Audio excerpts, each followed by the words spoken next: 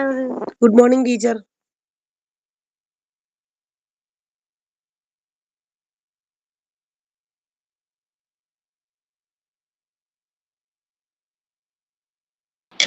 Good morning, ma'am.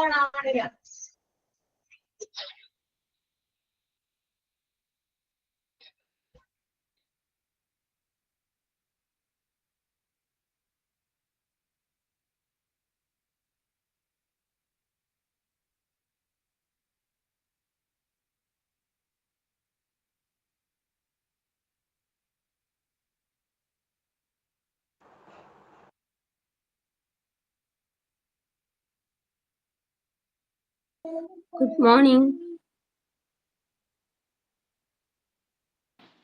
Good morning, ma'am.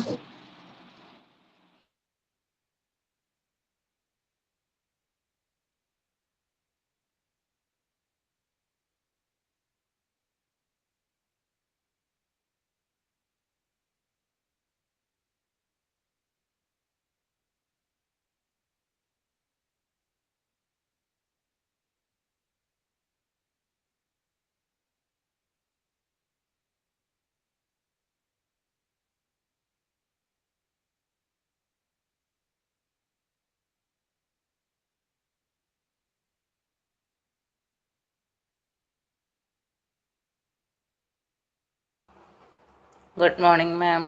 ആർക്കെങ്കിലും കേൾക്കാൻ പറ്റുന്നുണ്ടോ? കേൾക്കാം. Yes, കേൾക്കാലോ. മാം സംസാരിക്കുന്നു. മാമിന്റെ മൈക്കിന് എന്തോ കുഴപ്പമുണ്ട്. മൈക്കിനും ക്യാമറയ്ക്കും. Okay.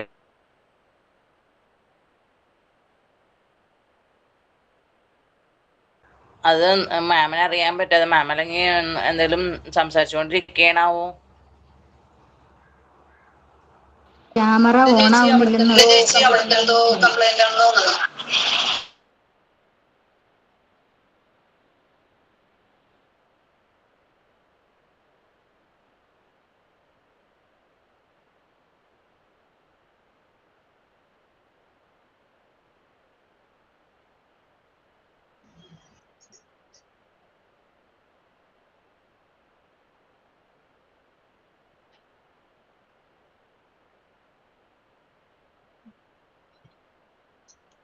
Good morning ma'am.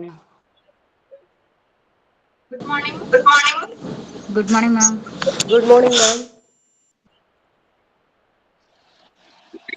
Good morning ma'am. Good morning. Good morning, ma'am.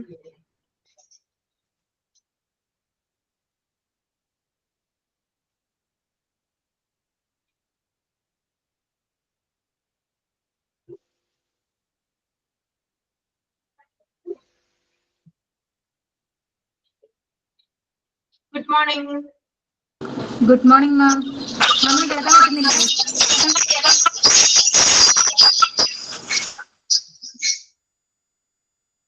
ഒരു സെക്കൻഡ് കേട്ടോ. എന്നെ കാണാൻ പറ്റി എന്തെങ്കിലും ബുദ്ധിമുട്ടുണ്ടോ നിങ്ങൾക്ക് കാണാൻ കാണാനായിട്ട്? പറ്റും. പക്ഷേ മാം പറയണ ക്ലിയർ ഭയങ്കര വെട്ടിലാണ്.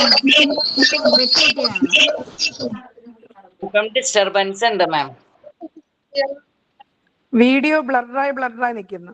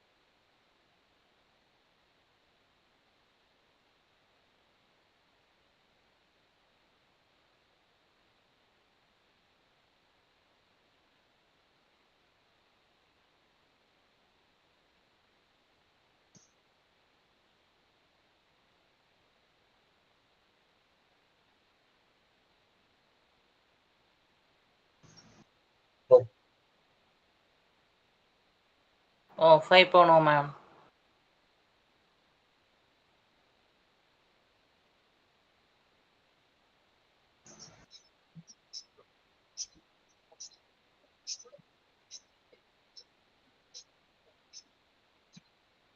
Good morning. Good morning ma'am. Good morning, ma'am. Good morning ma'am. Good morning. ഇപ്പൊ മാറിയോ? ഇപ്പൊ പ്രശ്നമുണ്ടോ? എന്തെങ്കിലും പ്രോബ്ലം ഉണ്ടോ? കാണാൻ പറ്റുന്നുണ്ട്, കുഴപ്പമില്ല. കാണാൻ പറ്റുന്നുണ്ട്, കേൾക്കാൻ ക്ലിയർ ആണ്, പറ്റുന്നുണ്ട്. ക്ലിയർ ആണ്, ക്ലിയർ ആണ്. ഓക്കെ ഓക്കെ, നമുക്ക് സ്റ്റാർട്ട് ചെയ്യാം അല്ലെ. പ്രയർ ആരാണ്?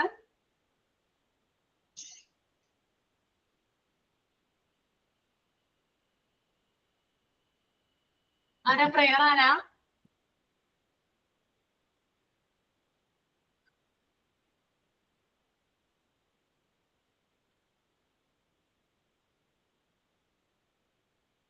ആരുമില്ലെങ്കിൽ ഞാൻ പറയാം മാം.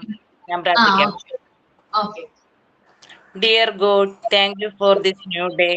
Please guide my thoughts, words, and actions, and help me spread kindness and love. Give me strength for the challenges ahead and keep me mindful of your blessings. Amen. Okay. Then signing. Jana. Ah. Good morning, ma'am. Good morning, all. I am Mariam. It's my privilege to deliver the signing today's class. I hope today is a wonderful day to everyone, and today our class is start with a wonderful prayer by Lovely. And I am very pleased to welcome our beautiful Miss for handling today's class. And also I glad to welcome my enthusiastic and energetic teammates to our class. And I hope you guys are being active and energetic in today's class. Thank you, ma'am. Then thought of the day. Ma'am, Good morning, ma'am. Good morning, dear. Thought of today: the great Victoria once said, "Never judge the future of a person based on their present condition, because that has the power to change a black coal to a shiny diamond." So let's make the most of this opportunity that we have. Thank you.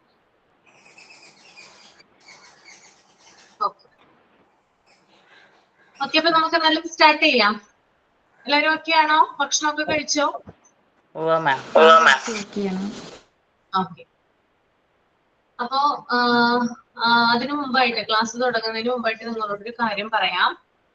നമ്മുടെ class കഴിഞ്ഞ ഒരു 15 minute നിങ്ങളുടെ ഒരാള് ഇന്ന് ഞാൻ എടുത്ത കാര്യങ്ങളൊന്ന് sum up ചെയ്യണം ഇംഗ്ലീഷിൽ കേട്ടോ. നിർബന്ധമായിട്ടും മസ്റ്റായിട്ടും ചെയ്യണം എല്ലാ ദിവസത്തെ ക്ലാസ്സിലും. ഓക്കെ ഓക്കെ ആണോ എല്ലാവർക്കും? ജിഷ മാം നിങ്ങളോട് പറഞ്ഞിട്ടുണ്ടെന്ന് വിചാരിക്കുന്നു എല്ലാവരും കേട്ടോ. അപ്പൊ ലാസ്റ്റ് 15 മിനിറ്റ് നമുക്ക് അതിനു വേണ്ടി 15 മിനിറ്റ് ഓക്കെ അതിനു വേണ്ടിയിട്ട് മാറ്റി വെക്കാം. ഓക്കെ, അപ്പൊ എല്ലാവരും ക്ലാസ് ശ്രദ്ധിച്ചിരിക്കുക. ഇന്ന് പറഞ്ഞിട്ടുള്ള എല്ലാ കാര്യങ്ങളും മസ്റ്റായിട്ടും ഇംഗ്ലീഷിൽ സമ്മപ്പ് ചെയ്തിരിക്കണം. ഓക്കെ, നമ്മൾ കഴിഞ്ഞ ക്ലാസ്സിൽ എവിടം വരെയാണ് നിർത്തിയത്? ഇടം വരെയായിരുന്നു പറഞ്ഞു നിർത്തിയിട്ടുണ്ടായിരുന്നേ.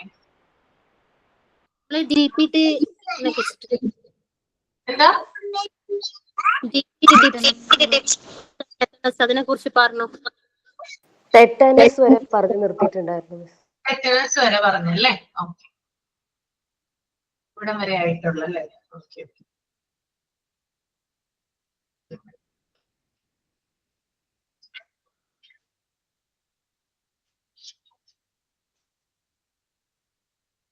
പോളിയോമൈലറ്റിസ് പറഞ്ഞിട്ടില്ല അല്ലെ? പോളിയോമൈലറ്റിസ്, ഇൻഫാന്റൽ പാരാലിസിസ് പറഞ്ഞിട്ടില്ല.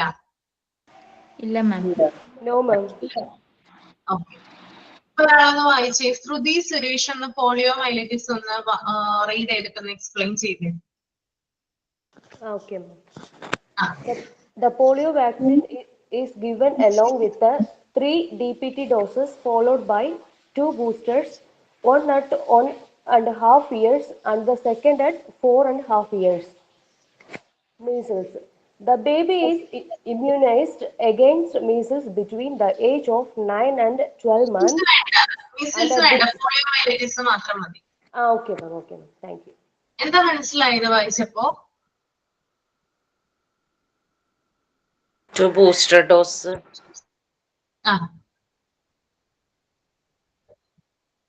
1.5 yearsലും 4 yearsലും കൊടുക്കണം.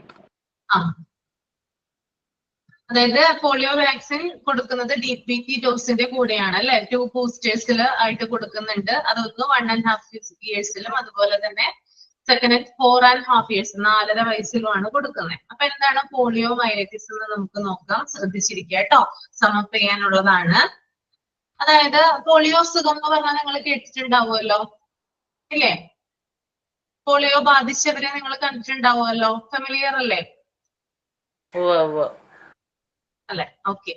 അപ്പൊ പോളിയോ അസുഖം അതായത് പണ്ടത്തെ ആൾക്കാരൊക്കെ ഇതിന് പറയുന്ന പേര് അല്ലെങ്കിൽ ഇതിന് കോമൺ ആയിട്ട് പറയുന്ന മറ്റൊരു പേര് എന്ന് പറഞ്ഞാല് പിള്ളവാതം എന്നാണ്. ഓക്കെ, പിള്ളവാതം എന്നാണ് പറയാ. ഇതൊരു വൈറസ് അണുബാധയാണ്. ഓക്കെ, വൈറസ് ആണ് ഈ രോഗം ഉണ്ടാക്കുന്നത്. ഓക്കെ, പിന്നെ ഈ രോഗത്തിന് പ്രത്യേകിച്ച് ചികിത്സയില്ല. ഫിസിയോതെറാപ്പി നമ്മൾ പറയുന്നുണ്ടെങ്കിലും ഈ രോഗം വന്നു കഴിഞ്ഞാല് അതിന്റെ ട്രീറ്റ്മെന്റ് എന്ന് പറഞ്ഞാൽ ഡിഫിക്കൽട്ടാണ്. രോഗം ബാധിച്ച ആൾക്ക് അത് മാറാനായിട്ട് ഭയങ്കരമായിട്ടുള്ളൊരു ബുദ്ധിമുട്ട് ഉണ്ടാവാറുണ്ട്. അതുകൊണ്ട് തന്നെ ഇതിന് ചികിത്സയില്ല. ഇത് നമ്മുടെ നാഡീവ്യൂഹത്തെ, അതായത് നെർവസ് സിസ്റ്റത്തിനെയാണ് ബാധിക്കുന്നത്. ഓക്കെ, അതുകൊണ്ട് തന്നെ ഇത് ചലനശേഷിയെ അഫക്റ്റ് ചെയ്യും. മൂവ്മെന്റ്സിൽ എന്തുണ്ടാകും? അതായത് എന്തെങ്കിലും, അതായത് നമ്മുടെ മൂവ്മെന്റ്സുമായി ബന്ധപ്പെട്ട് നമുക്ക് അംഗവൈകല്യങ്ങൾ അല്ലെ, ഹാൻഡിക്യാപ്ഡ് ആവാം ആള്.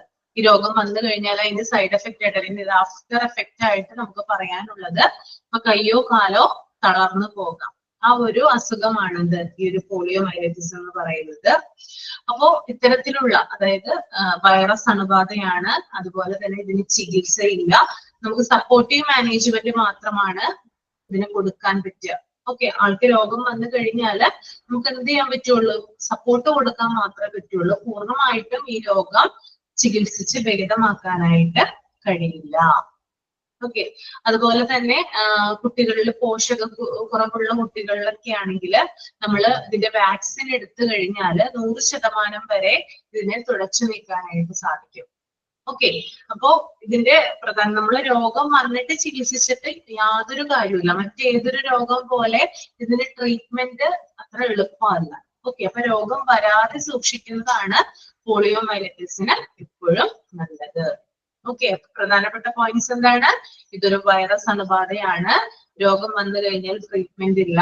സപ്പോർട്ടീവ് മാനേജ്മെന്റ് മാത്രമാണ് രോഗിക്ക് കൊടുക്കാനായിട്ട് സാധിക്കുക. അതുപോലെ തന്നെ ഇത് നെർവസ് സിസ്റ്റത്തിനെയാണ് ബാധിക്കുന്നത്. ഓക്കെ, ക്ലിയർ ആണോ പോളിയോ മൈലൈറ്റിസ്? ഓക്കെ ആണ്.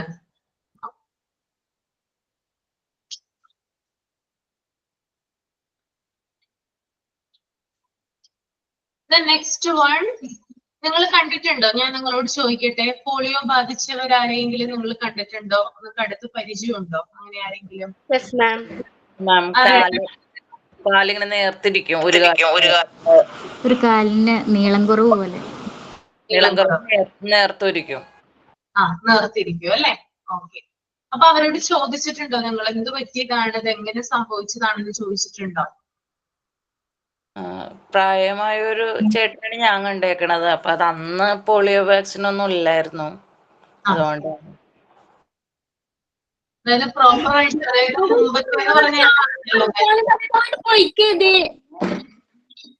കേക്കാൻ വയ്യ മാം.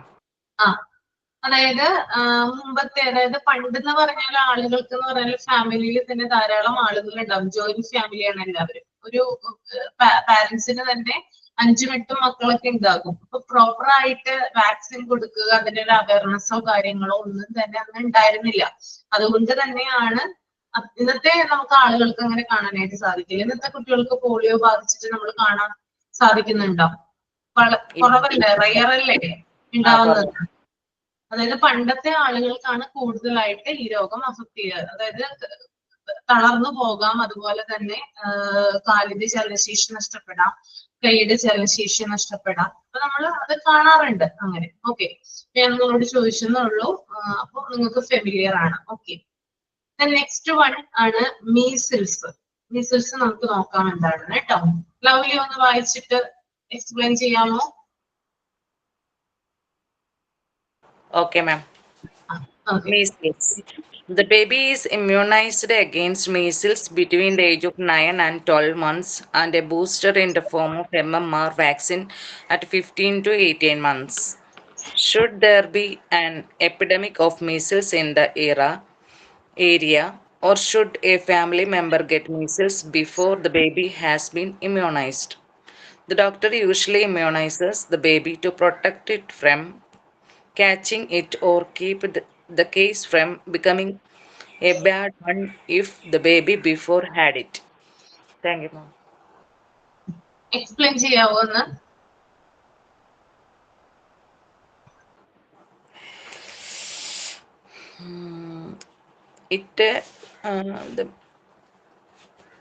In measles, immunization is at the age of 9 and 12 months, and booster is in 15 to 18 months MMR given. If there is an epidemic measles in the area, usually family member, I don't know, miss, I don't know about more. Okay okay, വേറെ ആരെങ്കിലും ഒന്ന് explain ചെയ്യാമോ? Lovely ഒന്ന് help ചെയ്യോ? ചെയ്യാം മാം. Rashmi. The baby is immunized against measles between the age of 9 and 12 months. എന്ന് പറഞ്ഞാൽ ഈ കുഞ്ഞിന് 9-നും 12 മാസത്തിന്റെ ഇടയിൽ ഇമ്മ്യൂണൈസേഷൻ കിട്ടിയിരിക്കണം. അത് MMR വാക്സിൻ ആണ് കൊടുക്കേണ്ടത്, അല്ലേ മാം? അങ്ങനല്ലേ? അതെ അതെ അതെ. അതായത് ആദ്യം തന്നെ ഈ ഒരു ഇമ്മ്യൂണൈസേഷന്റെ രൂപത്തില് നമ്മൾ ഇത് കൊടുത്തിരിക്കണം. പിന്നെ 15-18 മാസത്തിനുള്ളിൽ MMR വാക്സിന്റെ രൂപത്തിലാണ് ഇത് കൊടുക്കുന്നത്. പിന്നെ should there be an epidemic of measles in the area? ആ കുട്ടി ജീവിക്കുന്ന ആ പർട്ടിക്കുലർ ഏരിയയിൽ മീസിൽസ് എന്ന രോഗം ഉണ്ടെങ്കിൽ, or should A family member get measles before the baby has been immunised? ആ കുഞ്ഞിന് ഇമ്മ്യൂണൈസേഷൻ കിട്ടുന്നതിന് മുമ്പ്, ഇഞ്ചക്ഷൻ കിട്ടുന്നതിന് മുമ്പ് ആ ഫാമിലിയിലെ മെമ്പേഴ്സിൽ ആർക്കെങ്കിലും ഈ പറയുന്ന മീസിൽസ് ഉണ്ടെങ്കിൽ, doctor usually immunises the baby to protect it from catching it. അപ്പോൾ ഡോക്ടർ ഈ ഇമ്മ്യൂണൈസേഷന് വേണ്ടിയിട്ട് MMR വാക്സിൻ കൊടുക്കും. The doctor usually immunizes the baby to protect it from catching it or keep the case from becoming a bad one if the baby before had it. അപ്പം ഈ ഒരു അസുഖം ആ ഏരിയയിൽ ഉണ്ടെങ്കിലോ, അത് ആ കുഞ്ഞ് ജീവിക്കുന്ന ബയോസ്ഫിയറിലുണ്ടെങ്കിലോ, അല്ലെങ്കിൽ ഫാമിലി മെമ്പേഴ്സിൽ ആർക്കെങ്കിലും ഇതുണ്ടെങ്കിലോ ഈ പറയുന്ന മീസിൽസിന്റെ വാക്സിനേഷൻ ഡോക്ടർ പ്രൊവൈഡ് ചെയ്യും എന്നാ പറയുന്നത്. Okay ma'am. Okay okay. അപ്പൊ നമുക്ക് നോക്കാം മീസിൽസ്. കുറച്ചും കൂടി ഫെമിലിയർ ആയിട്ടുള്ള പേര് 5-ാം പനി എന്ന് കേട്ടിട്ടുണ്ടോ നിങ്ങള്? 5-ാം പനി. ഓക്കെ, 5-ാം പനി എന്നറിയപ്പെടുന്നത് മീസിൽസ് ആണ് കേട്ടോ. ഓക്കെ, ഇതൊരു വൈറസ് മൂലം ഉണ്ടാകുന്ന ഒരു സാംക്രമിക, അതായത് പടരുന്ന ഒരു രോഗമാണിത്. മീസിൽസ് എന്ന് പറയുന്നത് വൈറസ് ആണ് രോഗകാരി എന്ന് പറയുന്നത്. കുട്ടികളിലാണ് ഇത് സാധാരണയായിട്ട് കണ്ടുവരാറുള്ളത്. മീസിൽസ് എന്ന് പറയുന്ന രോഗം കുട്ടികളിലാണ് സാധാരണ കണ്ടുവരാറുള്ളത്. ഇതെങ്ങനെയാണ് പകരുന്നതെന്ന് വെച്ചാല് രോഗബാധിതരായിട്ടുള്ള ആളുകളുടെ ചുമയിലൂടെയും അതുപോലെ തന്നെ തുമ്മലിലൂടെയും സ്രവങ്ങള്, ഓക്കെ, അതായത് ഡ്രോപ്സ് എന്ത് ചെയ്യുന്നു, വായുവിലൂടെ ഒരാളിൽ നിന്ന് മറ്റൊരാളിലേക്ക് വ്യാപിക്കുന്നു. നേരത്തെ നമ്മൾ പറഞ്ഞ രോഗങ്ങളുടെ തന്നെ ലക്ഷണങ്ങളാണ്, അങ്ങനെയാണ് ഇത് പടരുന്നത്. എയറിലൂടെ, നമ്മുടെ തുമ്മലിലൂടെയും അതുപോലെ തന്നെ ചുമയിലൂടെയുള്ള ഡ്രോപ്സ് വഴി. ഓക്കെ, പിന്നെ അതുപോലെ തന്നെ പനി ഉണ്ടാകും. മെയിൻ ആയിട്ടുള്ള സിംറ്റം എന്ന് പറഞ്ഞാൽ മീസിൽസിന് പനി ഉണ്ടാകും. 3-4 ദിവസം നല്ല പനിയായിരിക്കും. അതുപോലെ തന്നെ 5-ാം ദിവസം, ഇതിന് 5-ാം പനി എന്ന് പറയപ്പെടാൻ കാരണം 5-ാം ദിവസം ശരീരത്തിൽ ചുണങ്ങ് പ്രത്യക്ഷപ്പെടും. ചുവന്ന് തടിച്ച പാടുകളായിരിക്കും ഉണ്ടാവുക. ഓക്കെ, അപ്പോ ആദ്യത്തെ 3-4 ദിവസം പനി മാത്രമായിരിക്കും. കൃത്യം 5-ാമത്തെ ദിവസമാണ് ശരീരത്തില് ചുണങ്ങ് അല്ലെങ്കിൽ ചുവന്ന് തടിച്ച പാടുകൾ ഉണ്ടാകുന്നത്. പിന്നെ വയറിളക്കം ഉണ്ടാവാം, ഓക്കെ, ലൂസ് മോഷൻ ഉണ്ടാവാം, ഡീഹൈഡ്രേഷൻ ഉണ്ടാകാം. അപ്പോൾ ഇത്തരത്തിലുള്ള കാര്യങ്ങളാണ് ഇതിനുള്ളത്. പിന്നെ രോഗം സീരിയസ് ആയി കഴിഞ്ഞാൽ രോഗി ഐസൊലേഷനിലേക്ക് മാറ്റാം. ഓക്കെ. പിന്നെ മീസിൽസിന്റെ ഒരു ട്രീറ്റ്മെന്റ് എന്ന് പറയുന്നത് അല്ലെങ്കിൽ അതിന്റെ പ്രോപ്പർ ആയിട്ടുള്ള ഒരു വാക്സിൻ എന്ന് പറയുന്നത് കുഞ്ഞിന് 9 മുതൽ 12 മാസം വരെ പ്രായത്തില് 5-ാം പനി പ്രതിരോധ കുത്തിവയ്പ് നൽകുന്നുണ്ട്. 15 to 18 മന്ത്സില് MMR വാക്സിൻ രൂപത്തില് ഒരു ബൂസ്റ്ററും നൽകുന്നു. ഓക്കെ. അതുപോലെ തന്നെ ഒരു ഒന്നുകൂടി പറയാം. കുഞ്ഞിന് 9 മുതൽ 12 മാസം വരെയുള്ള പ്രായത്തില് 5-ാം പനി പ്രതിരോധ കുത്തിവയ്പ് നൽകുന്നുണ്ട്. അതുപോലെ തന്നെ 15-18 to 18 മന്ത്സിനുള്ളില് MMR വാക്സിൻ രൂപത്തില് ഒരു ബൂസ്റ്റർ ഡോസും നൽകുന്നു. ഓക്കെ. MMR എന്ന് പറഞ്ഞാൽ നിങ്ങൾക്ക് അറിയാം എന്താണ്? Measles, moms, rubella. ഈ 3 രോഗങ്ങൾക്ക് എതിരായിട്ടാണ് MMR വാക്സിൻ കൊടുക്കുന്നത് കേട്ടോ. മീസിൽസ്, മംസ്, റുബല്ലയാണ് MMRന്റെ ഫുൾ ഫോം വരുന്നത്. ഓക്കെ. അതുപോലെ തന്നെ ഒരു പ്രദേശത്ത് 5-ാം പനി പകർച്ചവ്യാധി ഉണ്ടെങ്കിലോ ഒരു കുഞ്ഞിന് പ്രതിരോധ കുത്തിവയ്പ് നൽകുന്നതിന് മുമ്പ് കുടുംബാംഗങ്ങൾക്ക് 5-ാം പനി വന്നാൽ കുഞ്ഞിന് പിടിപെടാതെ സംരക്ഷിക്കുന്നതിനോ വന്നു കഴിഞ്ഞാൽ രോഗം മോശമാകാതിരിക്കാനോ ഡോക്ടർ സാധാരണയായി പ്രതിരോധ കുത്തിവയ്പ് നൽകാറുണ്ട്. ഒരു പ്രദേശത്ത് എന്താണ് 5-ാം പനിയുടെ ഒരു എന്താ പറയാ പകർച്ചവ്യാധി അല്ലെങ്കിൽ അത് സ്പ്രെഡ് ചെയ്തിട്ടുണ്ടെങ്കിൽ കുഞ്ഞിന് ഇത് കൊടുക്കുന്നതിന് മുമ്പായിട്ടാണ്, അതായത് കുഞ്ഞിന് ആ കാലയളവ്, അതായത് MMR കൊടുക്കുന്നതിന് മുമ്പായിട്ടാണ് ആ പ്രദേശത്ത് പകർച്ചവ്യാധി അനുഭവപ്പെടുന്നതെങ്കിൽ എന്ത് ചെയ്യാറുണ്ട്? ഡോക്ടേഴ്സ് എന്ത് ചെയ്യാറുണ്ട്? വളരെ നേരത്തെ തന്നെ ഈ ഒരു ഡോസ് കൊടുക്കാനായിട്ട് നിർദ്ദേശിക്കാം. Okay. That is measles. Okay. Clear ആണോ measles? Okay ma'am. Okay. Then അടുത്തത് റുബല്ലയാണ് കേട്ടോ. റുബല്ല ജർമ്മൻ മീസിൽസ് എന്നാണ് പറയാ. റുബല്ല ഒരാള് വായിക്കാം കേട്ടോ. ഞാൻ വായിക്കാം. ആ. Rubella or German measles. Unless there is an epidemic in the area or a case in the family, doctors usually prefer to immunize babies against rubella when they are 1.5 years old. Okay. അതായത് ഒരു പകർച്ച കുടുംബത്തിൽ ഇങ്ങനെ ഒരു case 1.5 വയസ്സുള്ളപ്പോൾ കുഞ്ഞുങ്ങൾക്ക് റുബല്ലയ്ക്കെതിരെ പ്രതിരോധ കുത്തിവയ്പ് നൽകാൻ ഡോക്ടർമാർ പ്രിസ്ക്രൈബ് ചെയ്യുന്നുണ്ട് അല്ലേ? അപ്പൊ നമുക്ക് എന്താണ് റുബല്ല എന്ന് നോക്കാം. അതായത് റുബല്ല എന്ന് പറയുന്നത് ജർമ്മൻ മീസിൽസ് എന്നാണ് ഇതിന്റെ മറ്റൊരു പേര് കേട്ടോ. അതൊക്കെ ഒന്ന് നോട്ട് ചെയ്ത് വെക്കുക. അതൊക്കെ ചോദിക്കാവുന്നതാണ് എക്സാമിന്. ജർമ്മൻ മീസിൽസ് ആണ്. കുട്ടികളിലും അതുപോലെ തന്നെ യുവാക്കളിലും കൂടുതലായി കാണപ്പെടുന്ന ഒരു പകർച്ചവ്യാധി അണുബാധയാണ് റുബല്ല. ഓക്കെ. അതിൽ ഏറ്റവും കൂടുതൽ വരുന്നത് കുട്ടികളിലും അതുപോലെ തന്നെ യുവാക്കളിലുമാണ്. ഇതിന്റെ സിംറ്റം എന്ന് പറയുന്നത് നേരിയ പനി ഉണ്ടാകും. ഓക്കെ. നേരിയ പനി, അതുപോലെ തന്നെ നേരത്തെ പറഞ്ഞതുപോലെ തന്നെ ശരീരത്തിൽ ചുണങ്ങു വരാം. അതാണ് ഇതിന്റെ സിംറ്റം എന്ന് പറയുന്നത്. പിന്നെ അതുപോലെ തന്നെ ഇത് പകരുന്നത് നേരത്തെ കോമൺ ആയിട്ടുള്ള കാര്യങ്ങൾ കൊണ്ട് തന്നെയാണ്. അതായത് നമ്മുടെ തുമ്മലിലൂടെയോ ചുമയിലൂടെയോ ഉണ്ടാകുന്ന ഡ്രോപ്സിലൂടെ, വായുവിലൂടെയാണ് ഇത് ഈ രോഗം പകരുന്നത്. പിന്നെ ഇതിന്റെ ഒരു പ്രത്യേകത എന്ന് പറഞ്ഞാല് ഗർഭാവസ്ഥയിലാണ്, അതായത് ഒരു ലേഡി പ്രഗ്നന്റ് ആയിരിക്കുന്ന സമയത്താണ് റുബല്ല അവർക്ക് ബാധിക്കുന്നതെങ്കിൽ ഗർഭാവസ്ഥയിലെ ആദ്യ മാസത്തിൽ, അതായത് ഫസ്റ്റ് ട്രിമസ്റ്റർ ഉണ്ടല്ലോ, ആ മാസത്തില് ഗർഭം, അതായത് ഈ ഒരു പ്രഗ്നൻസി അബോർട്ട് ചെയ്യപ്പെടാം. ഓക്കെ. ക്യാരിയിങ് ആയിട്ടുള്ള ഒരു ലേഡി ആണെങ്കിൽ അവർക്ക് ആ ഒരു ഫസ്റ്റ് തുടക്കത്തിൽ തന്നെ റുബല്ല ബാധിക്കുവാണെങ്കിൽ എന്ത് ചെയ്യാം? ആ കുഞ്ഞ് അബോർട്ടായി പോകാം. ഓക്കെ. ഇനി അതല്ല, അബോർഷൻ ആയില്ല എന്ന് വിചാരിക്കുക. ഓക്കെ. കുഞ്ഞ് ജനിച്ചു എന്ന് വിചാരിക്കുക. കുഞ്ഞിന് വൈകല്യങ്ങൾ ഉണ്ടാകാം. ഓക്കെ. ഇപ്പൊ റുബല എന്ന് പറയുന്നത് കുറച്ചും കൂടി നമ്മൾ പേടിക്കേണ്ട ഒന്നാണ്, പ്രത്യേകിച്ചും പ്രഗ്നന്റ് ആയിട്ടുള്ള ലേഡീസിൽ. ഓക്കെ. പിന്നെ അതുപോലെ തന്നെ കുട്ടികൾക്ക് ഞാൻ പറഞ്ഞു, കുഞ്ഞുങ്ങൾക്ക് ഇത് വന്നു കഴിഞ്ഞാൽ, അതായത് പ്രഗ്നന്റ് ആയിട്ടുള്ള ലേഡീസിൽ നിന്നാണ് കുഞ്ഞിലേക്ക് ഇത് പകരുന്നതെങ്കിൽ, അതായത് കുഞ്ഞ് ജനിച്ചതിന് ശേഷം കുഞ്ഞിന് വൈകല്യങ്ങൾ ഉണ്ടാകും എന്ന് ഞാൻ പറഞ്ഞു. കുട്ടികൾക്ക് എന്തൊക്കെയാണ് ആ വൈകല്യങ്ങൾ നമുക്ക് നോക്കാം. ഒന്ന്, കേൾവിക്ക് തകരാറുണ്ടാവാം, ശ്രവണ വൈകല്യങ്ങൾ ഉണ്ടാകാം, പിന്നെ അതുപോലെ തന്നെ കണ്ണിന് പ്രശ്നങ്ങൾ ഉണ്ടാവാം. അതുപോലെ തന്നെ ഹാർട്ടിന് പ്രോബ്ലംസ് ഉണ്ടാകാം, ഓട്ടിസം ഉണ്ടാകാം, ഡയബറ്റീസ് ഉണ്ടാകാം, തൈറോയിഡ് ഇഷ്യൂ ഉണ്ടാവാം. അങ്ങനെയുള്ള തകരാറുകളാണ് റുബല്ല വന്നു കഴിഞ്ഞാൽ ഉണ്ടാകുന്നത് കേട്ടോ.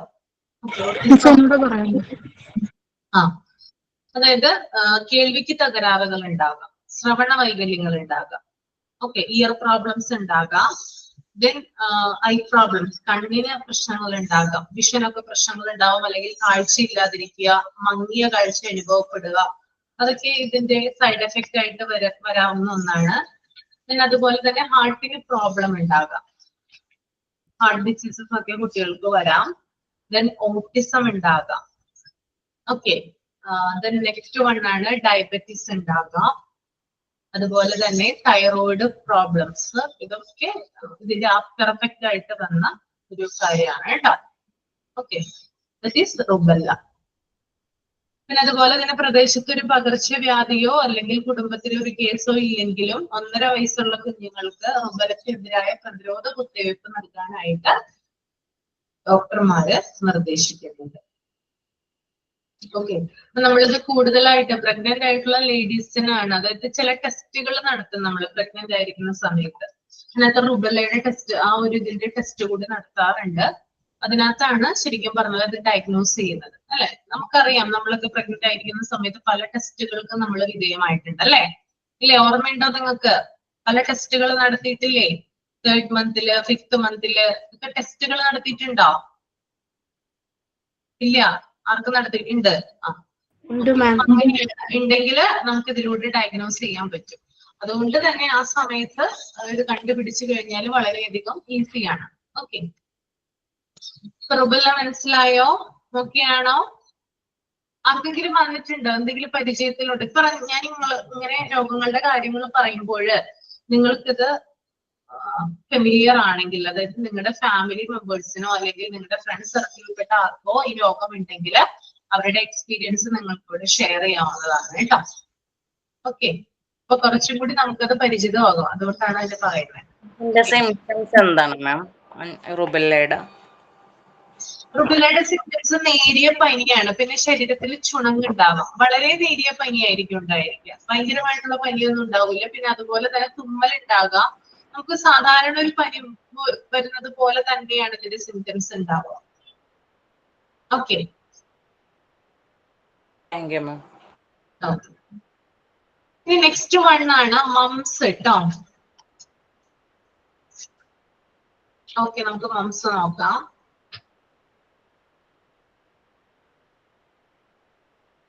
ആരാണ് വായിക്കാം മംസ്? സൗമ്യ ടോണി ഒന്ന് വായിക്കോ? റീഡ് ചെയ്യാമോ Soumya Tony? Okay, ma'am. Mumps. Immunization to prevent is usually given when in the baby is 15-18 months in the form of MMR, mumps, measles, rubella vaccine. Mumps booster may to given when in the child is 12 years old. This is specifically important for boys. If a boy has mumps when he is immature, he may become sterile. A regular immunization schedule needs to be followed since in the time of the birth of the child till in the stage maintained in the schedule. അത് ഇതിന്റെ ഭാഗമല്ല, ടേബിളിന്റെ ഭാഗമാണ് കേട്ടോ. മംസിനെ കുറിച്ച് എന്താ മനസ്സിലായത് സൗമ്യക്ക്?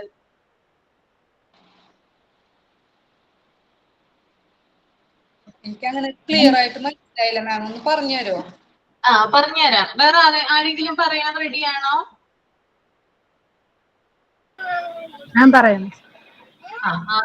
പറഞ്ഞോളൂ കേട്ടോ. Immunization to prevent mumps is usually given when the baby is 50 to 80 months in the form of MMR. ഇമ്മ്യൂണൈസേഷൻ്റെ പ്രിവെൻറ്റ് ചെയ്യാനായിട്ടുള്ള വാക്സിൻ കൊടുക്കുന്നത് 15-18 മാസങ്ങൾക്കിടയിലാണ്. അത് MMRൻ്റെ ഫോമായിട്ടാണ് കൊടുക്കുന്നത്. MMR എന്ന് പറഞ്ഞാൽ mumps, measles, rubella. Mumps booster may be given when the child is 12 years old. മംസിന്റെ booster dose കൊടുക്കുന്നത് കുട്ടി 12 വയസ്സാവുമ്പോഴാണ്. This is specially important for the boys. ബോയ്സിന് ഇത് സ്പെഷ്യലായിട്ട് ഇമ്പോർട്ടൻ്റ് ആയിട്ട് കൊടുക്കേണ്ടത് അത്യാവശ്യമാണ്. If a boy catch a mumps when he's immature, ഒരു ആൺകുട്ടിക്ക് മംസ് വരികയാണെങ്കിൽ ആ കുട്ടി ഇമ്മേച്ചർ ആയിരിക്കും, അതായത് മെച്യൂരിറ്റി വളർച്ച കുറവായിരിക്കും. അതെയോ? അതാണ് മനസ്സിലായത് അല്ലേ? ഓക്കെ, അപ്പൊ നമുക്ക് നോക്കാം മംസിനെ കുറിച്ച്. sterile means വന്ധ്യനാകാം, ഇൻഫെർട്ടിലിറ്റി വന്ധ്യനാകാം. സ്റ്റെറൈൽ അതിന്റെ ഫെർട്ടിലിറ്റിക്ക് കുറവ് സംഭവിക്കും. അങ്ങനെ അപ്പൊ നമുക്ക് നോക്കാം മംസ് വൈറസ് എന്താണ്. നിങ്ങൾക്ക് എന്താ പറയാ കൂടുതലായിട്ട് അറിയാവുന്ന ഒരു രോഗമാണ് അല്ലെ? എന്താണ് മംസിന്റെ മലയാളം? മുണ്ടിനീര്. മുണ്ടുനീര് അല്ലേ? എല്ലാവർക്കും വന്നിട്ടുണ്ടാവുമല്ലോ, ഒരുവിധം എല്ലാവർക്കും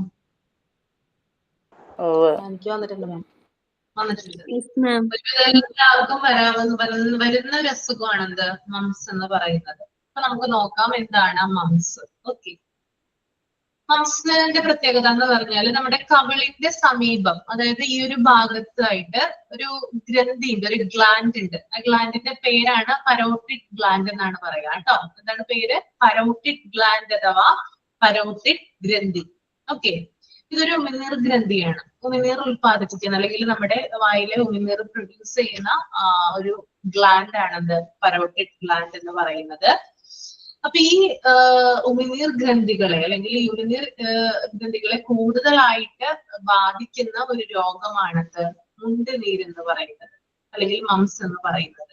ഓക്കെ, ഈ മംസ് വന്നു കഴിഞ്ഞാൽ, മുണ്ടുനീര് വന്നു കഴിഞ്ഞാൽ എന്താണ് പ്രധാനപ്പെട്ട ഒരു സിംറ്റം? എന്താണ് ഉണ്ടാവുക? കവിളിന്റെ ഭാഗത്തായിട്ട് എന്തുണ്ടാവും? കവിളില് നീര് പോലെ വരും. എന്താ പറയാ ഭയങ്കരമായിട്ട് ഈ ഒരു ഭാഗം, സൈഡിലൊരു ഭാഗം വീർത്തിരിക്കും അല്ലെ?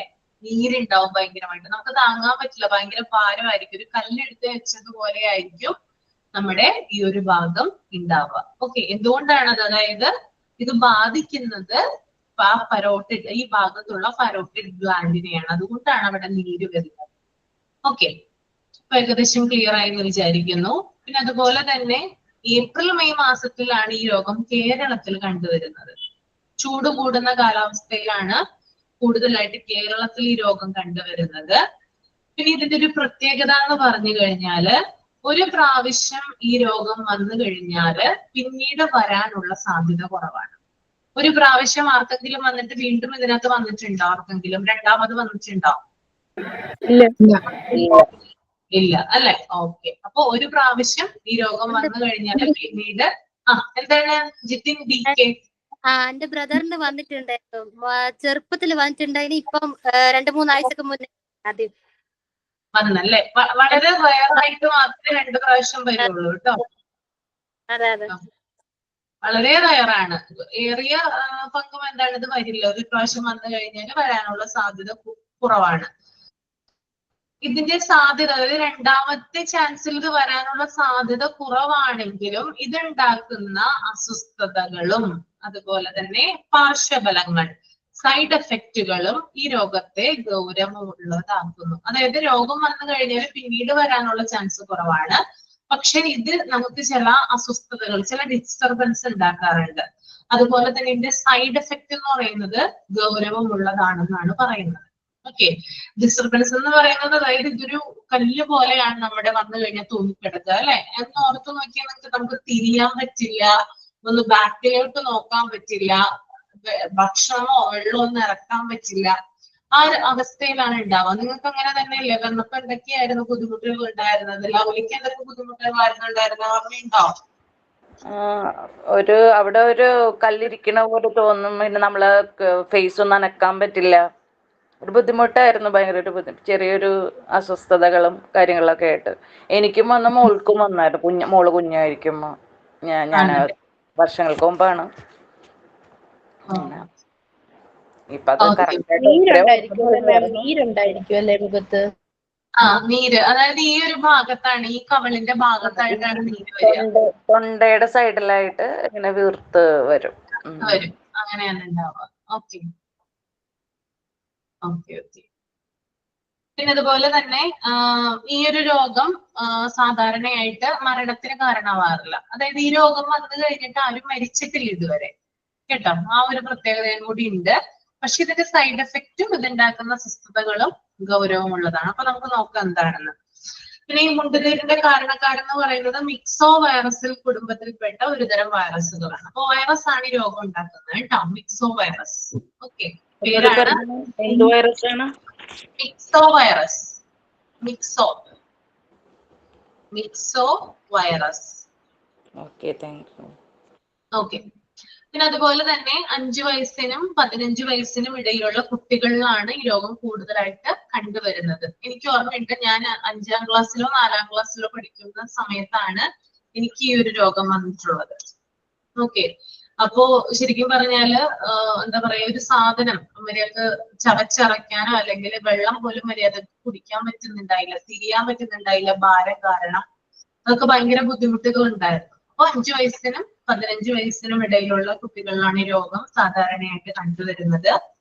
പിന്നെ വേറൊരു സ്പെഷ്യാലിറ്റി എന്ന് പറഞ്ഞാല് അമ്മയിൽ നിന്നും, അതായത് സാധാരണയായിട്ട് 6 മാസത്തിന് താഴെയുള്ള കുട്ടികൾക്ക് അല്ലെങ്കിൽ 6 മാസം ആ ഒരു പ്രായം അല്ലെങ്കിൽ അതിന് താഴെയുള്ള കുട്ടികൾക്ക് ഈ രോഗം വരാറില്ല. എന്തുകൊണ്ടായിരിക്കും അത്? ഗ്ലാൻഡ് ഡെവലപ്ഡ് അല്ല, അതുകൊണ്ടാണോ മാം? അതുകൊണ്ടാണോ 6 മാസത്തിന് താഴെയുള്ള കുട്ടികൾക്ക് ഈ രോഗം വരാത്തത്? പാല് ഫീഡ് ഫീഡ് ചെയ്യുന്നോണ്ടാണ് കേട്ടോ. അവർക്ക് പ്രതിരോധ ശേഷിക്കുള്ള മരുന്ന് കുത്തി കൊടുക്കുന്നു. അതായത് അമ്മയിൽ നിന്നും ആന്റിബോഡീസ്, രോഗപ്രതിരോധ വസ്തുക്കള് മുലപ്പാലിലൂടെ കുഞ്ഞിന് ലഭിക്കുന്നത് കൊണ്ട് 6 മാസത്തിന് താഴെ പ്രായമുള്ള കുഞ്ഞുങ്ങളിൽ ഈ രോഗം കണ്ടുവരാറില്ല കേട്ടോ.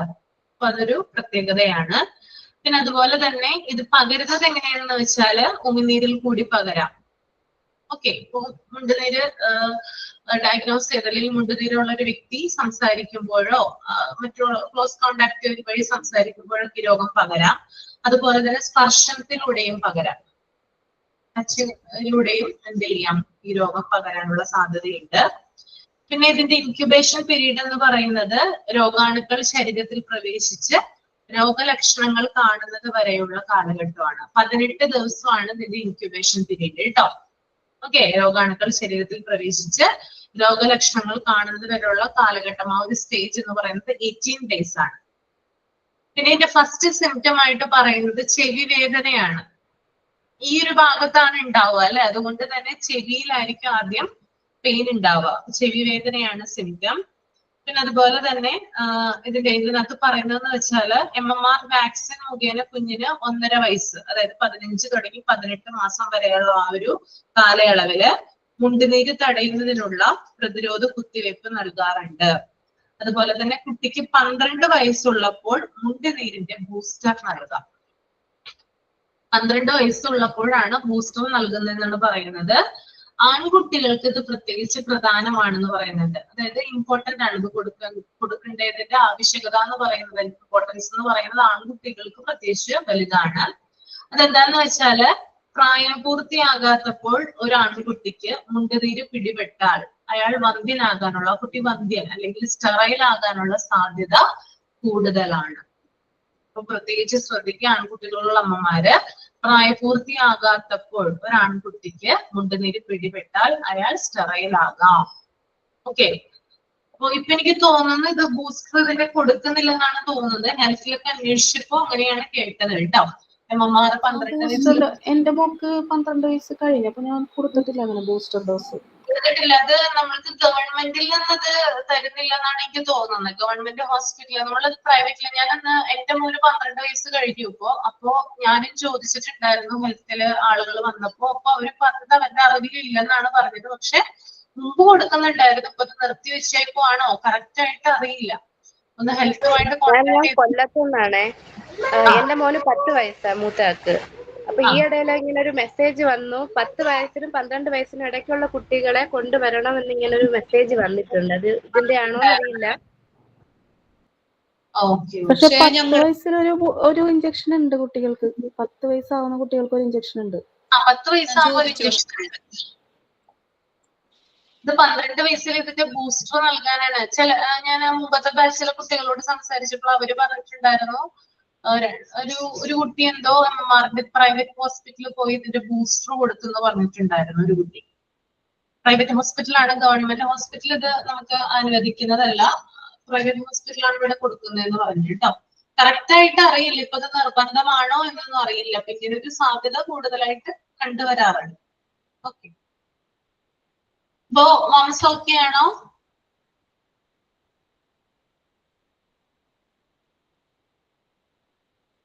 ഓക്കെയാണ് മാം. ഓക്കെയാണ്. ഓക്കെ,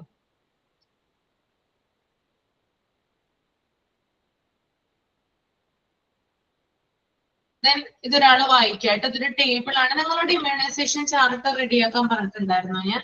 ഇല്ലല്ലോ. No, ma'am. അതായത് ജനിച്ചന്ന് തുടങ്ങി 15 വയസ്സ് വരെയുള്ള പ്രായമുള്ള കുട്ടികൾക്ക് കൊടുക്കുന്ന വാക്സിൻ എന്തൊക്കെയാണ് ഇപ്പോഴത്തെ കാലഘട്ടത്തിൽ കേട്ടോ? ഏതൊക്കെ വാക്സിൻ ആണ്? മുമ്പത്തെ പോലുള്ള പല വാക്സിനും ഇപ്പൊ കൊടുക്കുന്നില്ല, അല്ലെങ്കിൽ പുതുതായിട്ട് ചിലത് കൂട്ടിച്ചേർത്തിട്ടുണ്ടാവാം. അത് നിങ്ങളൊന്ന് കണ്ടെത്തി ഒരു അസൈൻമെന്റ് ആയിട്ട് സബ്മിറ്റ് ചെയ്യുക കേട്ടോ. ഇമ്മ്യൂണൈസേഷൻ ചാർട്ട് ഞാൻ ക്ലാസ് റൂമിൽ കൊടുത്തേക്കാം ഇടാനായിട്ട്. അപ്പൊ അതൊന്ന് ചെയ്യാം. ഇമ്മ്യൂണൈസേഷൻ ചാർട്ട് കേട്ടോ. എത്ര വയസ്സാണ്? ജനിച്ചന്ന് തുടങ്ങി 15 വയസ്സ് വരെ പ്രായമുള്ള കുട്ടികൾക്കാണ് കേട്ടോ. എല്ലാ വാക്സിനും വേണം മാം, എല്ലാ വാക്സിനും വേണം. എല്ലാം വേണം. ആ കാലഘട്ടത്തിൽ എന്തൊക്കെയാണോ കുട്ടികൾക്ക് കൊടുക്കുന്നത് അത് മൊത്തം വേണം. ഓക്കെ, വൈറ്റമിൻ എ കൊടുക്കുന്നുണ്ട്. അല്ല മിസ്, നിങ്ങളുടെ ഹെൽത്ത് കാർഡിൽ കാണുമായിരിക്കും അല്ലേ ഇത്? ഹെൽത്ത് കാർഡിലുണ്ട്, പക്ഷെ നമ്മൾക്ക് കുറെ അധികം ഇപ്പൊ പലവിധ മാറ്റങ്ങൾ വന്നിട്ടുണ്ട്. അപ്പൊ ആ മാറ്റങ്ങൾ കൂടി ഒന്ന് ഉൾപ്പെടുത്തുക, ഹെൽത്തിൽ ഒന്ന് അന്വേഷിക്കുക, അങ്ങനെയുള്ള കാര്യങ്ങളൊന്ന് ചെയ്യുക കേട്ടോ. അല്ല മിസ്, ഒരു ഡൗട്ട്. അതിലെ ഗവൺമെന്റ് തരുന്ന ഒരു ഹെൽത്ത് കാർഡും ഉണ്ട്, പ്രൈവറ്റ് ഹോസ്പിറ്റലിൽ വേറൊരു ഹെൽത്ത് കാർഡും തരും. നമുക്ക് 2 ഹെൽത്ത് കാർഡ് വരും. അപ്പൊ ഈ പ്രൈവറ്റ് ഹോസ്പിറ്റലിൽ തരുന്നത് ഗവൺമെന്റിൽ ഉണ്ടാവൂല ഇഞ്ചക്ഷനുകൾ. അപ്പൊ അതെങ്ങനെയാ എഴുതണ്ടേ? അപ്പൊ അത് എങ്ങനെ എഴുതണം? അപ്പൊ അത് മിക്സ് ചെയ്യണം. പറഞ്ഞു. ചില ഇഞ്ചക്ഷനുകളെ ഗവൺമെന്റിലുള്ള പ്രൈവറ്റിലുള്ള ഇഞ്ചക്ഷനുകൾ ഗവൺമെന്റില് കാർഡിൽ ഉണ്ടാവൂല. അത് അപ്പൊ നമ്മ ഏത് ചാർട്ടായി എഴുതേണ്ടത്? നമുക്ക് ഒന്ന് മ്യൂട്ട് ചെയ്യട്ടോ, കറക്റ്റ് ആയിട്ട് ഒന്ന് അന്വേഷിക്കുക, എന്നിട്ട് എഴുതിയാൽ മതി. ഓക്കെ, ചാർട്ട് പേപ്പറിലാണോ മാം? ചാർട്ട് പേപ്പറിലാണെങ്കിൽ കുറച്ചും കൂടി നല്ലതാണ്. ചാർട്ട് പേപ്പറിൽ എഴുതിയാൽ കുറച്ചും കൂടി നല്ലതാണ് കേട്ടോ. ഓക്കെ ഓക്കെ ഓക്കെ, അപ്പൊ അതൊന്ന് അന്വേഷിക്കൂ കേട്ടോ. ഓക്കെ, അപ്പോ ഒരു 5 മിനിറ്റ് സമയം തരാം. സമപ്പ് ചെയ്യാൻ റെഡി ആവാം കേട്ടോ എല്ലാവരും. ഓക്കെ ആണോ? ഒരാൾ ഇവിടെ പ്രസന്റ് ചെയ്യണം. ഓക്കെ ആണ്. 5 മിനിറ്റ് സമയം തരാം, ഒന്ന് റെഡി ആയിക്കോളൂ.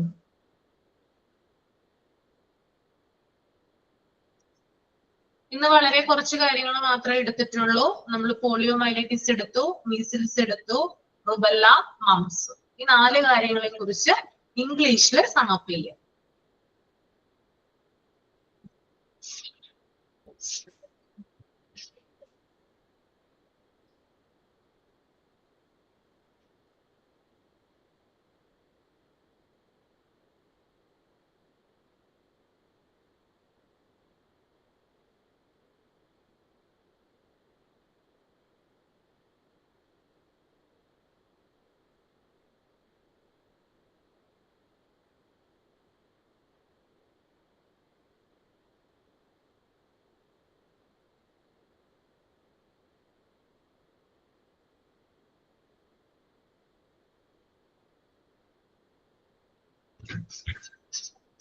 സംശയം, റുബല്ലയും വൈറൽ ഡിസീസ് ആണോ?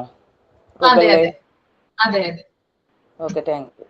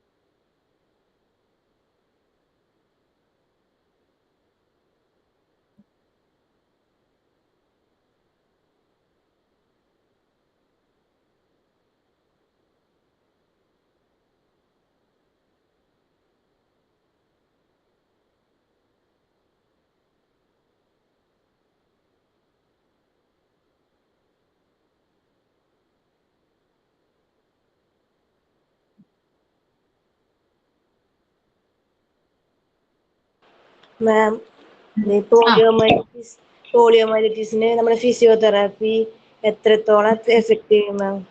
അത് പ്രയോജനം ഉണ്ടാവോ? അത് അത്ര കാര്യമായിട്ട് എഫക്ട് ചെയ്യില്ല. ഫിസിയോതെറാപ്പി ചില മാറ്റങ്ങൾ ഉണ്ടാക്കുമെങ്കിലും പൂർണ്ണമായിട്ട് ചികിത്സിച്ച് ഭേദമാക്കാൻ പറ്റില്ല. എൻ്റെ ഹസ്ബൻഡിന് അനിയൻ ഹാൻഡിക്യാപ്ഡ് ആണ്. അപ്പോൾ ആള് 2 കാലും പൂർണ്ണമായിട്ട് ശോഷിച്ചതും പിന്നെ ഒന്നിനും പറ്റില്ല, നടക്കാനും പറ്റില്ല. പിന്നെ കൈക്ക് ഫുള്ളായിട്ട് ചലനശേഷിയില്ല, ചെറുതായിട്ടൊന്ന് നമുക്ക് പിടിക്കാനുള്ള ഒരു ചെറുതായിട്ട് അത്രയ്ക്കുള്ളൂ. പിന്നെ സംസാരം വളരെ കുറവാണ്, സംസാരം ഇല്ല, അപ്പൻ അമ്മ അത്രയ്ക്കുള്ളൂ. അതുപോലെ തന്നെ ഇപ്പൊ പറയുന്നത് മനസ്സിലാവും, ബുദ്ധിക്ക് കാര്യമായിട്ട് ഇല്ലാന്ന് തോന്നുന്നു, പക്ഷെ അവൻ കാര്യം മനസ്സിലാവണുണ്ട്. പറയാനായിട്ടുള്ളൊരു കപ്പാസിറ്റി കുറവാണ്. എല്ലാം നമ്മൾ ചെയ്തു കൊടുക്കണം, ഭക്ഷണം കൊടുക്കണം, കുളിപ്പിക്കണം, ഒന്നും ചെയ്യാൻ അവനെ കൊണ്ടൊന്നും ചെയ്യാനും പറ്റില്ല. ഇപ്പൊ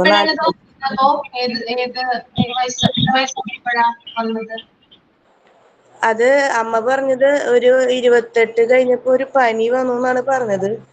ഇപ്പൊ അവർക്ക് പൂർണ്ണമായിട്ട് അറിയില്ല എന്ന് തോന്നുന്നു എങ്ങനെയാണ് സംഭവിച്ചത്. നടക്കാൻ പറ്റാണ്ടായപ്പോഴാണ് അവര് കറക്റ്റ് ആയിട്ട് അത് നോക്കിയത്. അതിനുശേഷം അവര് ഫിസിയോതെറാപ്പി വലുതായതിനു ശേഷം ഫിസിയോതെറാപ്പിക്ക് കൊണ്ടുപോയിട്ടുണ്ട്. പക്ഷെ വലിയ മാറ്റങ്ങളൊന്നും ഉണ്ടായില്ല. എപ്പോഴും കിടക്കായിരുന്നു. പക്ഷെ അതിൽ നിന്ന് കുറച്ച് മറഞ്ഞ് കിടന്നിട്ടായാലും അങ്ങോട്ടും ഇങ്ങോട്ടും മറയല് അവന് പറ്റുന്നുണ്ട്. പക്ഷെ ഇരിക്കാനും പറ്റുന്നുണ്ട്. അല്ലാണ്ട് വേറെ ഒന്നും ചെയ്യാനായിട്ട് പറ്റില്ല. എനിക്കിങ്ങനെ ഇരിക്കാം, കിടക്കായിരുന്നു എന്ന് പറഞ്ഞു.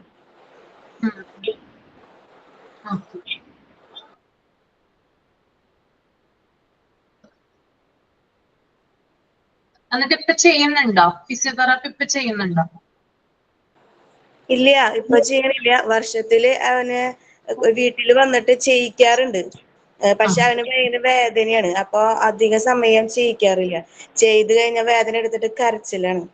അപ്പൊ കരയുമ്പോ പിന്നെ അധികം അവന് സംസാരിക്കാൻ അധികം പറ്റില്ലല്ലോ. അപ്പൊ കൂടുതൽ സമയം എടുക്കാറില്ല. ഒരു അരമണിക്കൂർ, 1 മണിക്കൂർ. പിന്നെ കുറച്ചു നാള് ഞങ്ങള് ഹോസ്പിറ്റലിൽ കൊണ്ടുപോയി ഫിസിയോതെറാപ്പി ചെയ്തിരുന്നു.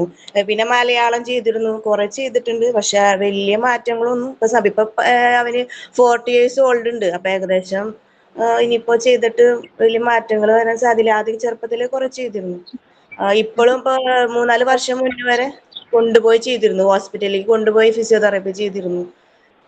പക്ഷെ അവന് വേദന കാരണം ഞങ്ങൾ നിർത്തിവെച്ചു. പിന്നെ അവൻ കരച്ചിലാവുമ്പോൾ നമുക്ക് പിടിക്കാൻ പറ്റുന്നില്ല, അവൻ വെയിറ്റ് ഉണ്ട്. അപ്പോ അപ്പനായാലും പിടിക്കാനായിട്ട് ഭയങ്കര ബുദ്ധിമുട്ടാണ്. അങ്ങനെ മറിച്ച് കരയുമ്പോഴേ നമ്മൾ അവിടെ ചെന്നാലും നമ്മൾ തന്നെ ഒപ്പം നിൽക്കണം ഹോസ്പിറ്റലിൽ ചെന്ന് കഴിഞ്ഞാൽ. അപ്പോൾ ബുദ്ധിമുട്ടായതുകൊണ്ട് കുറച്ച് നാളൊക്കെ കൊണ്ടുപോയി. 1 മാസം ഒരു ദിവസം ഇടവിട്ട് 1.5 കൊണ്ടുപോയിരുന്നു ഫിസിയോതെറാപ്പിക്ക്. പിന്നെ വീട്ടിൽ വന്നിട്ട് മലയാളം, ഉഴിച്ചില് അങ്ങനെ കുറച്ച് നാളൊക്കെ ചെയ്തിരുന്നു. അപ്പോ പ്രത്യേകിച്ച് ഒന്നും വ്യത്യാസമൊന്നും തോന്നിയില്ല. ചെറുപ്പത്തിലെ ചെയ്തതിനൊരു എഫക്റ്റ് ആണ്. ആ കിടക്കണിൽ നിന്നും എണീറ്റിരുന്നു. പിന്നെ അവന് കൈക്ക് ചെറുതായിട്ട് ചലനശേഷിയുണ്ട്. പിന്നെ അവൻ അങ്ങോട്ടും ഇങ്ങോട്ടും മറഞ്ഞിട്ട് പോവാം, അല്ലാണ്ട് കാലിന് ഒന്നുമില്ല. അങ്ങനെ മൊത്തമായിട്ട് ശരീരത്തോടു കൂടി മറിഞ്ഞ് എണീറ്റിരിക്കും, അത്ര തന്നെ ഉള്ളൂ. വേറെ കൂടുതലൊന്നും കിട്ടിയിരുന്നില്ല.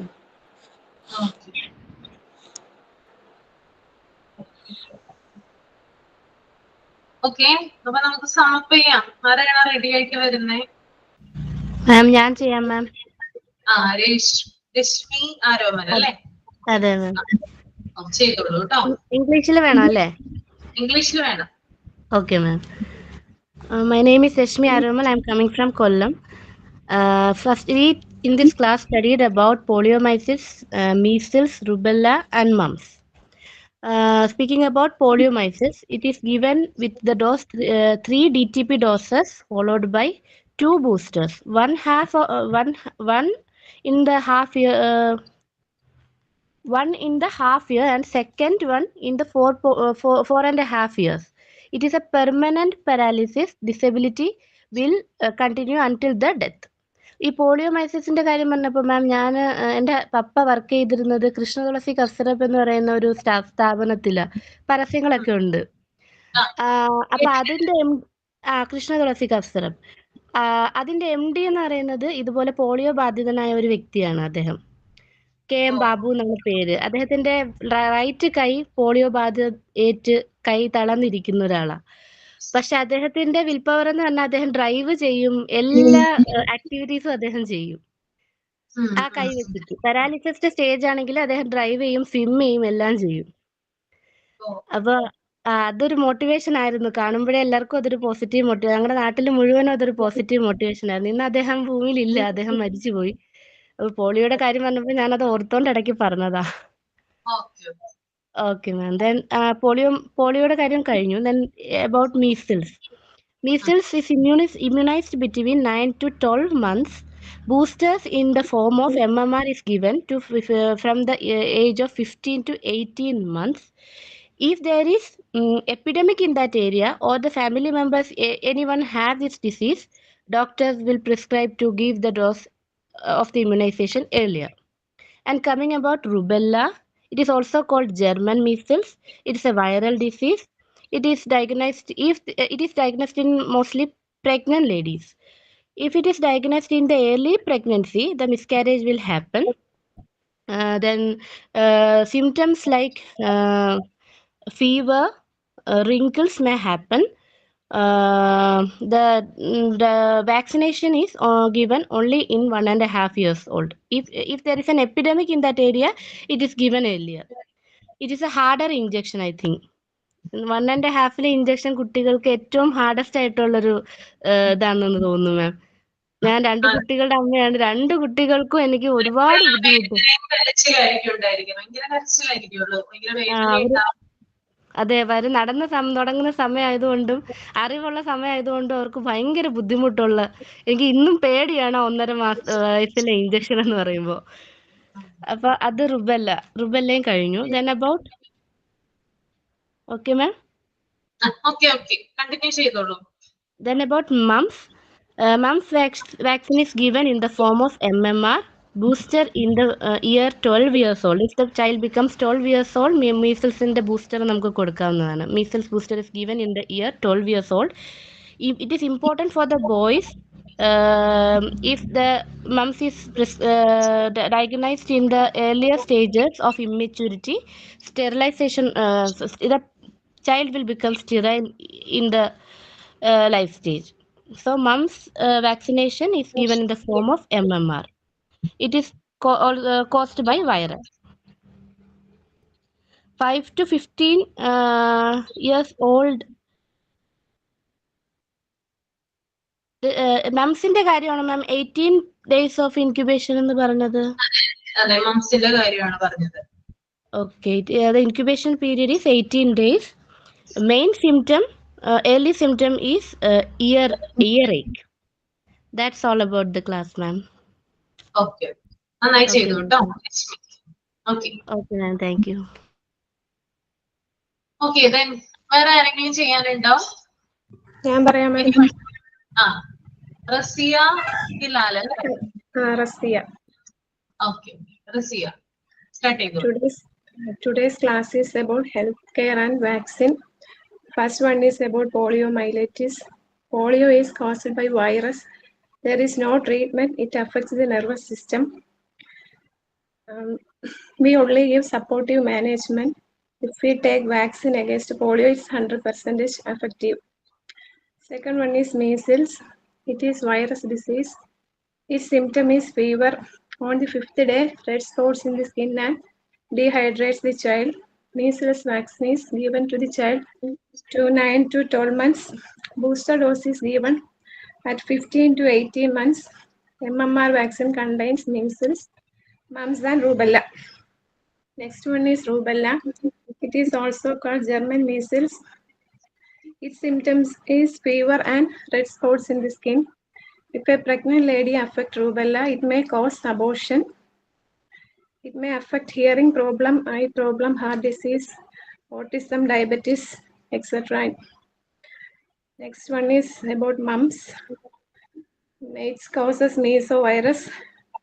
It affects the parotid gland, swelling in the mouth. Its symptom is swelling in the mouth.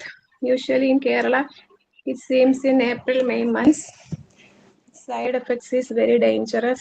This is specifically important for boys. If a boy catches mumps when he is immature, he may become sterile.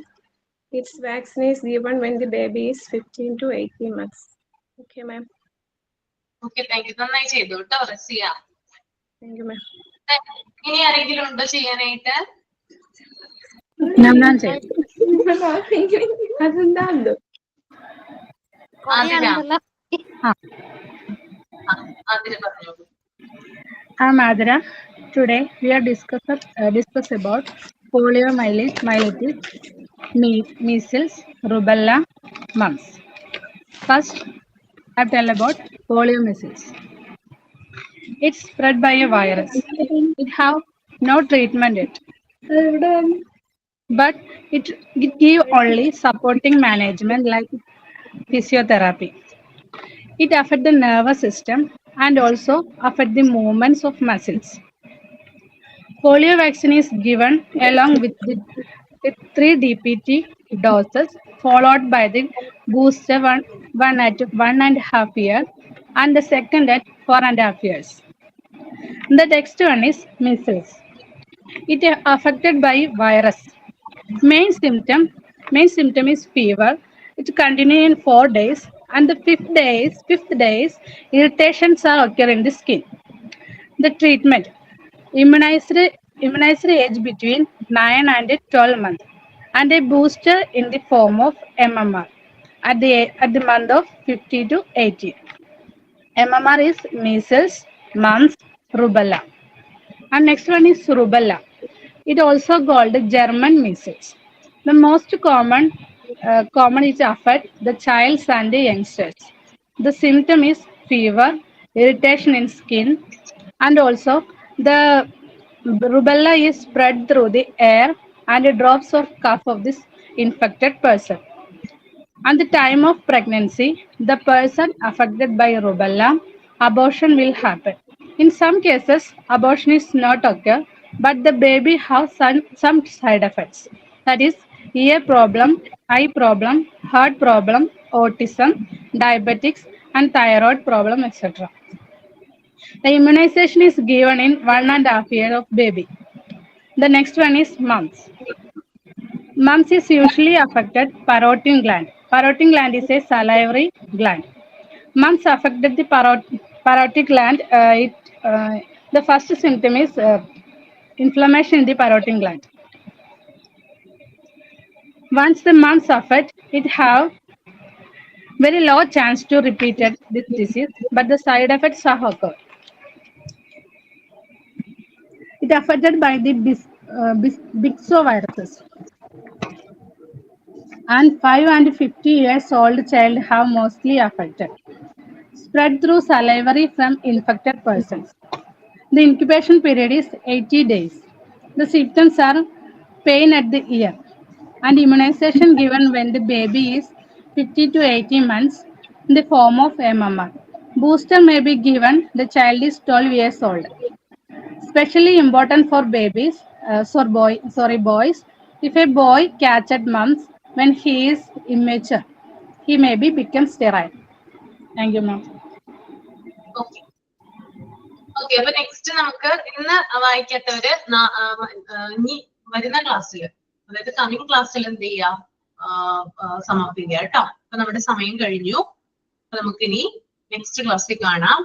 ആരാണ് sign out ചെയ്യുക? ആരാണ് നന്നായിട്ട് ചെയ്തു കേട്ടോ. ആതിര, 3 പേരും നന്നായിട്ട് തന്നെ ചെയ്യും.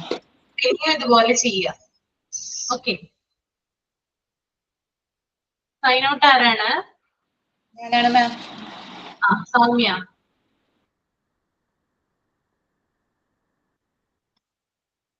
പറഞ്ഞോളൂ കേട്ടോ. Okay, ma'am.